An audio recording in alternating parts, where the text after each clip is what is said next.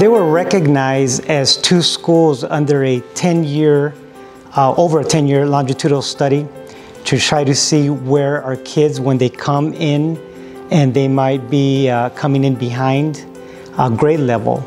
And it was a 10-year study that showed that basically anyone that came into Van Buskirk and C.E. Rose basically caught up. You know, I think Van Buskirk was in the top 1% of the nation of being, they called trajectory schools, that went up anywhere from 1.7 months every year. So basically, if we have a child coming in, these schools could catch them up pretty quickly to transition into 6th grade by the time they left 5th grade. It was sort of shocking and hard to believe that what they were telling us, using 10 years of research, that we were ranked in the top 1%, was very hard to believe. I felt like we were doing what a lot of schools were already doing, and what they told us was that we were not. We were doing some things very well, and they wanted to find out what it was that we were doing to make such an impact on the kids and their growth.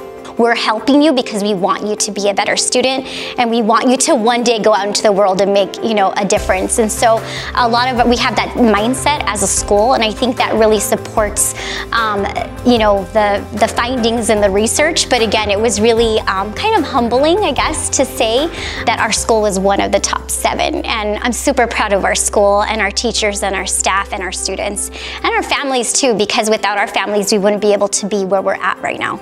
Well, the first thing that I do is know where my students are, so what they know. That's very important, and that's part of building relationships with my students, which is fundamental in order to achieve anything in my class. I want students to feel comfortable, to be able to trust me, to be able to tell me when they are struggling with something.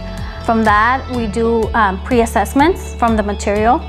So if I'm teaching math, let's say we're going to start fractions. I want to know what they know before I start teaching 4th grade curriculum. So I want to close those gaps while still teaching 4th grade curriculum, and that's when I do my small group interventions for both math and reading. One of the ways that I try to catch students up is, again, we have allocated time, like I said, specifically that win time, where we can really focus and hone in on those particular students that really need that additional support.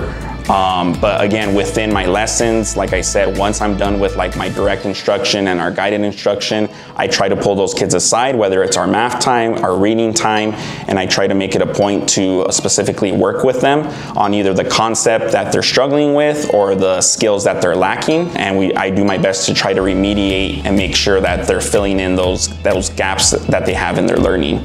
A school like this, and a school like many of our schools, you know, in our district, have to keep their sword sharp. So they need to continually be consistent with these practices that they're doing in order to serve our kids better.